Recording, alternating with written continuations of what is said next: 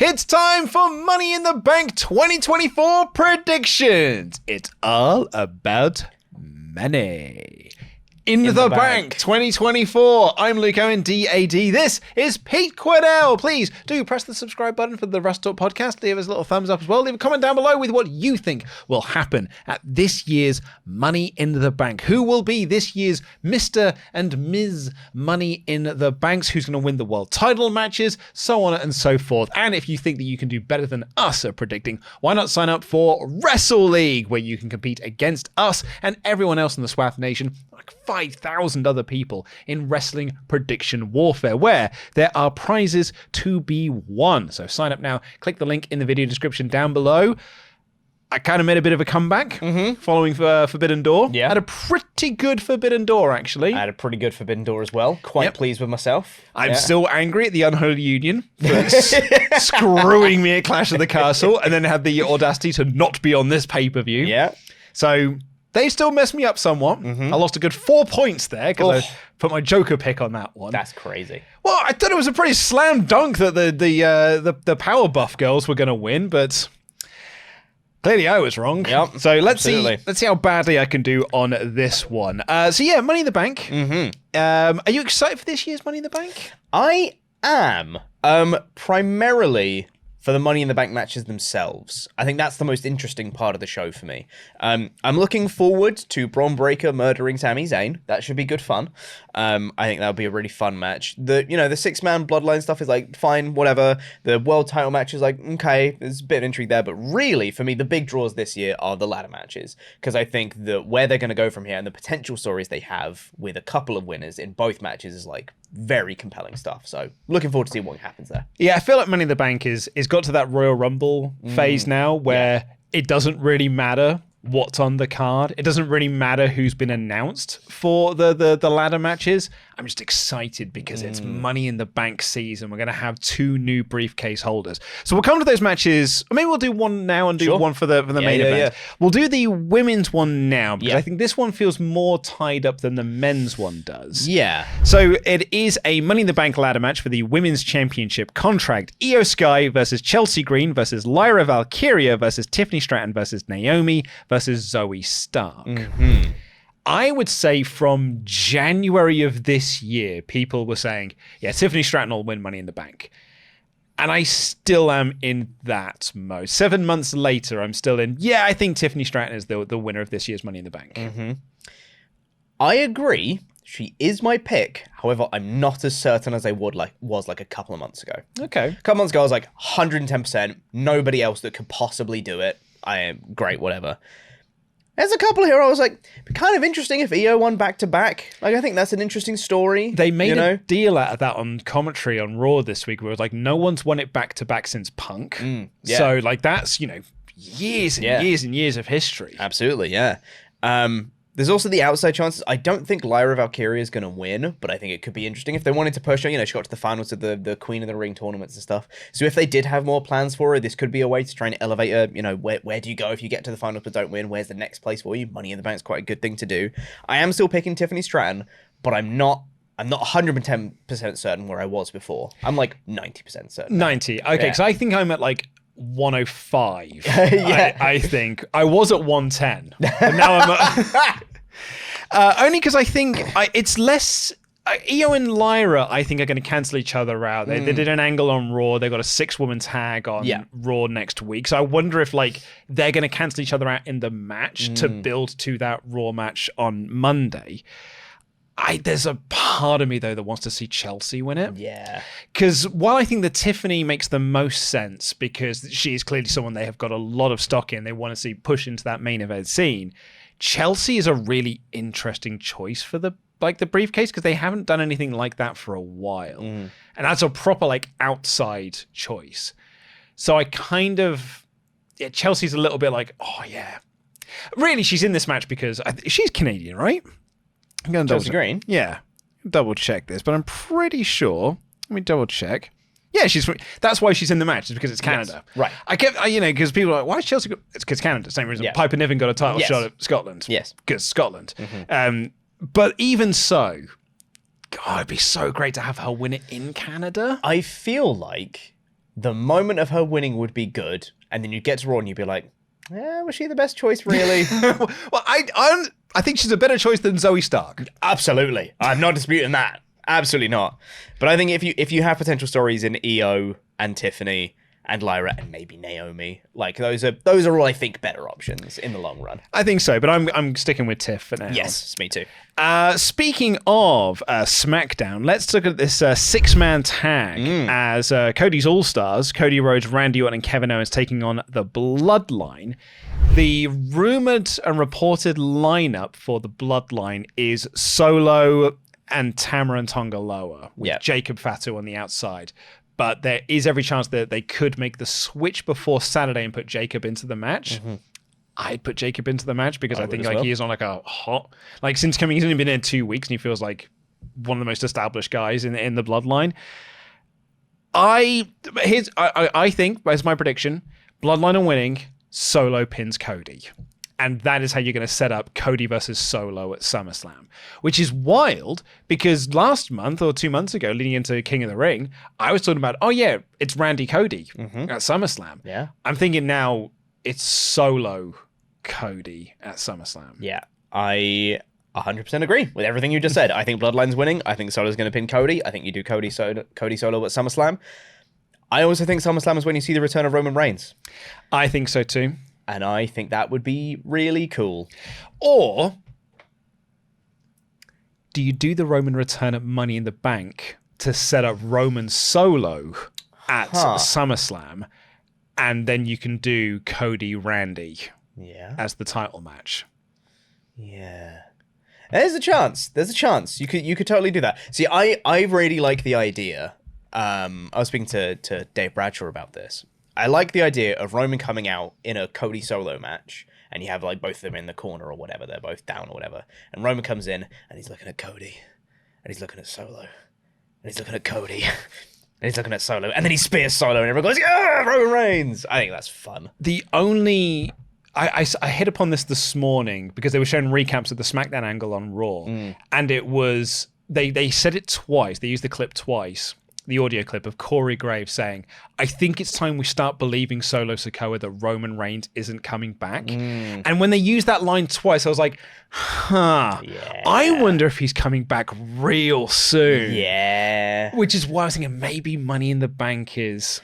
Every chance. And then you do Roman Solo at SummerSlam. Every chance. I like both of the options. I'm sticking with... Oh man, I've talked myself out of it. I'm going with Cody's All-Stars. I'm switching my pick. I'm sticking with the Bloodline. I'm changing. I'm sticking with it. I'm going with Cody's All-Stars. Okay. And you do the tease of Cody and Randy. Yeah. So what? There's like some communication breakdown. Maybe something along those lines. Yeah. But I still think. Yeah. Or maybe you've got a perfectly good Kevin Owens there to pin. So he's right there. He is right there to be pinned. Absolutely. And so you could have the Bloodline beat... Because what you don't want to do is beat the Bloodline before they're going into the big Bloodline match. See, that's my thing. Is I feel like the Bloodlines... I know it's like the new version of the Bloodline's kind of been going on since Mania. But this is like the new version of the Bloodline. Yeah. And that, I don't think you want to make them look weak. You want to have them get a big win. Yeah, you're right. I'm going back to it. I'm going back to the Bloodline, but I'm not specifically saying now Solo pins Cody. Sure, okay. But I think the Bloodline win because I think you can accomplish getting to Roman Solo at SummerSlam and also doing Cody Randy without pinning either one of them. Yeah, that's fair. Yeah. For the Intercontinental Championship, Sami Zayn takes on Bron Breakker. I am actually undecided on this one. Really? Now. So, two things. Initially, I was completely with you. Yeah. I was like, this is Bron. Bron just goes through, they do the SummerSlam 2014 job. Yeah. And then I thought, well, SummerSlam's next month, and it will be the 10-year anniversary of that SummerSlam then. Yeah. So why not do that match then? So how do you do this match here? Well, you get DQ'd. Luke. And the only reason I thought of that, again, I was thinking this on the way into work. I was like, how do you... Well, I mean, you could do a DQ, which is rubbish, obviously. And it was because Bron laid out Sami and he posed with the belt. And I'm like, that makes me think that Bron's not winning at Money in the Bank. And then Bron's done an interview where he's talking about championship advantage. And I'm like, that is how you can have a DQ win and the title can't change hands on a DQ. That's so stupid. Here's the thing, right? I think if it naturally comes up that you do a repeat of SummerSlam 2014 10 years later at the next SummerSlam, I think that's really cool. Don't shoehorn it in if it doesn't work. If you need to do a DQ at a pay-per-view to get there, then don't do it. Just do it a month earlier. And people can go, man, nearly 10 years since they did that and they did it again. Fine. You don't need it to be 10 years after. To the day. Yeah, you don't need it to be then. You can just do it. I agree with you. It's because he posed with the belt on the Go Home show. I'm now sat and being like, maybe he's not winning. I'm not as sold on it's gonna be the SummerSlam 2014 squash, but I do think Bron Breakker's winning, and I think he should as well. Yeah, I'm going with Sami as to retain, but I do think that's the wrong call. I think Bron should just win. Right, interesting. I think Bron should just go out there and destroy him, but I'm going with a Sami win here. Nice. Actually, I'm going to say now, I don't know what I'm going to do for my Joker pick when it comes to Wrestle League. Yeah, me neither.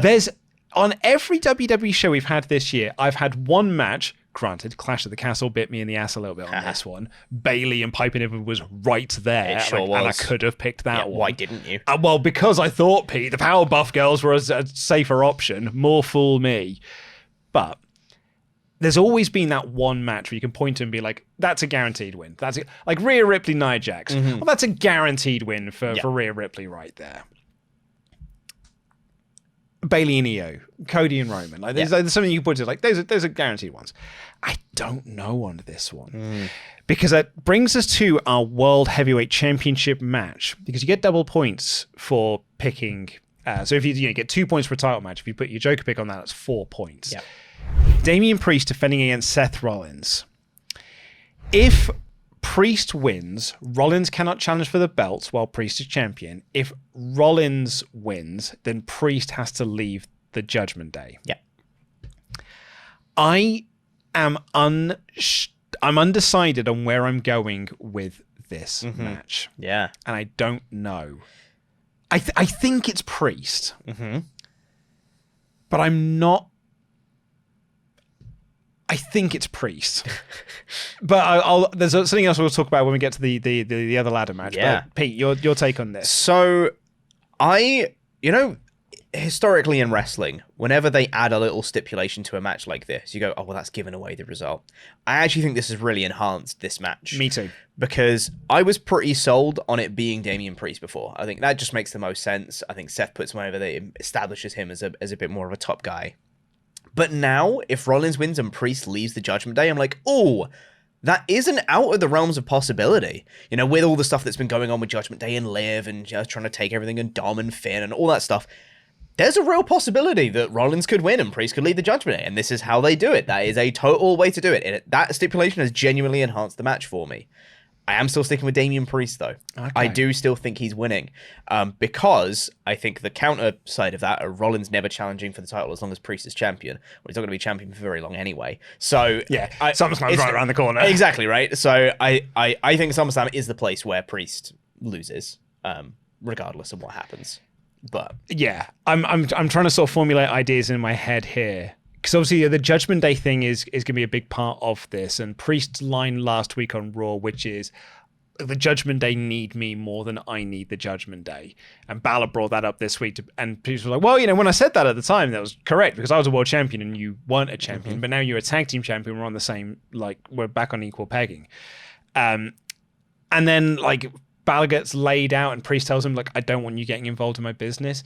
Could this be the time that Balor almost makes the decision for him? So by costing Priest the title, Seth wins. Priest does leave the Judgment Day.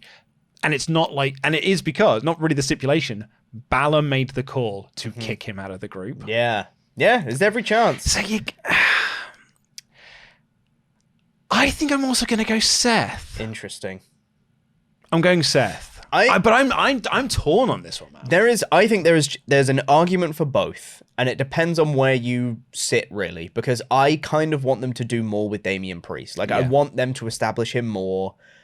I do think there are better stories to be told if Seth wins it back, though, with the other ladder match happening, plus other people that might be involved in this sort of title scene going forward. I do think that Seth is arguably the better person to hold it for those stories, but I don't really want to sacrifice Damian Priest to get there. So that's why I'm picking Damian over Seth for this one.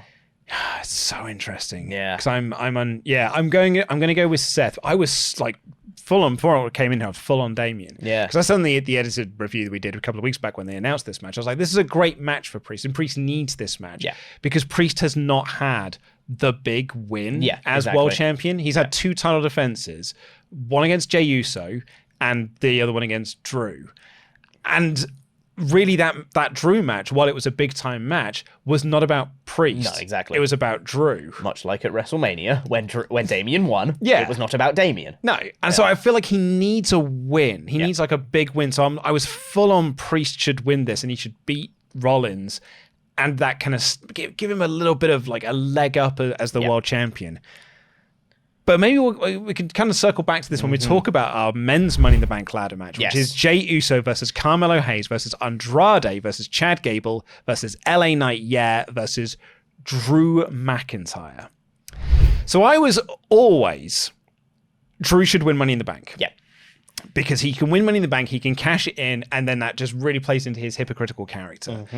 Since then, I've been like, oh no, I think Punk screws Drew in the match. I'm now back to Drew wins. He said if he's going to win, which makes me think this is going to open the show, he's going to win and he's cashing in on that night. He's cashing in on the Damian and Seth match. And that's where Punk screws him.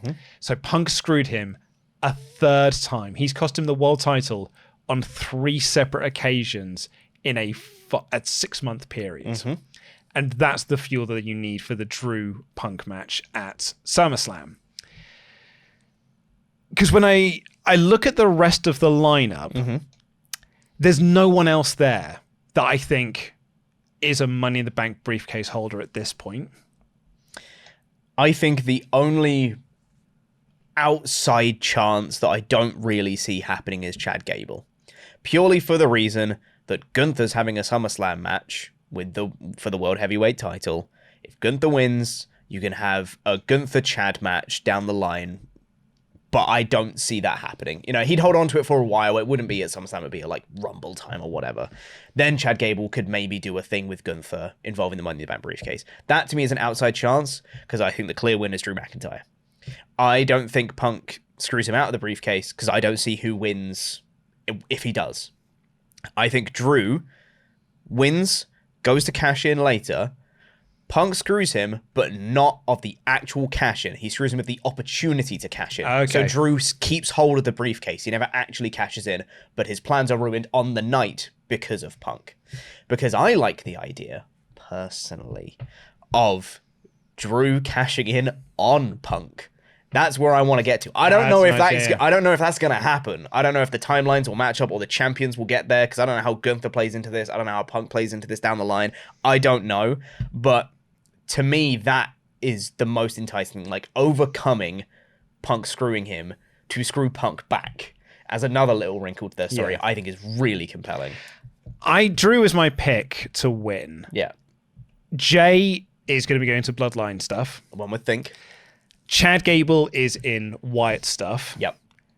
LA Knight's going to be facing Logan Paul, Yep. US title stuff. Yeah. So that only really leaves Hayes and Andrade, Yep. and neither of them feel like that they have been built to the point where they could be winning Money in the Bank and then cashing in on Cody Rhodes. I would love for Carmelo Hayes to do it. Yeah. Honestly, that'd be really cool. Great. Yeah. But I don't think it's... I don't feel like... It's kind of like with Damian Priest at WrestleMania. Yeah. I mean, like, I did Denise's show, and she was like, do you think he's going to cash in? And I was like, well, no, because I don't really feel like they've done anything to build him up to... Like, he's going to be at the point of cashing in. I don't really feel like we're at the point where we've built Carmelo Hayes, particularly Andrade, you know, since he's come back in January. I do think there's time to do it with Carmelo. He could win the briefcase 100%. Here, and then you build him up from there, and then he cashes in. You know, there's something. It's just not the time for him to be winning this match. So I think it is Drew. Yeah. I'm still sticking with he tries to cash in, does successfully cash in, and then Punk screws him. Yeah. Because it'd be quite nice if it is on Seth, again. Exactly. That was my thing about if Seth wins earlier, having a Seth Punk Drew little thing happening with Drew trying to cash in and Punk screwing him, or Punk saving Seth to stop Drew cashing in. Like, that's a really interesting dynamic, you know? Because he cashed in on Seth. You know, he beat Seth for the title the first time round. So exactly. Yeah, some niceness around that. Mm-hmm. And the fact that Punk and Seth hate each other. Yeah, exactly. So it's like that dynamic's already fun as well. So there's a lot at play there. So there we go. Those are our Money in the Bank 2024 predictions. I'm feeling a bit more confident on them now that I've talked them through with you, oddly. Like, I came in here being like, I was a bit unsure. Some of them I'm now pretty pegged on Drew. I'd probably have Drew to, like, it might be my Joker pick. Yeah, I think so. He's the one I feel most confident on apart from Tiffany. Although, did Money in the Bank ladder matches get you 2 points? Rumble, not championship Rumble matches did. But that's because there's 30 people in them. Rumble matches get you 3 points because it's 30 people. There's 6. Yeah? But it's not a title match. I'll check with Mod Mother Jen and see what she says on this one. But what do you think is going to happen? Let us know in the comments down below. And hey, click the link and sign up for Wrestle League today and compete against us in Wrestling Predictions Warfare. We'll be back. We've got a lot coming up this week, in fact, let me tell you. So tomorrow will be the AEW Dynamite review. On Friday, it is the first of our mid-year award episodes where we're going to be crowning our Wrestler of the Year, ... so far for 2024. And then on Saturday, it will be our best matches of 2024, ... so far. And then on Sunday, it'll be myself and Dan Layton reviewing Money in the Bank 2024. Then on Monday, I think we're going to do the NXT Heatwave review. Is that this weekend as well? That's on Sunday. Oh my God. So we'll probably do the NXT Heatwave review on Monday. Yeah. And then on Tuesday, it'll be the Raw review where we're recapping everything that happened on Raw from the fallout of Money in the Bank. Wonderful. So that is like...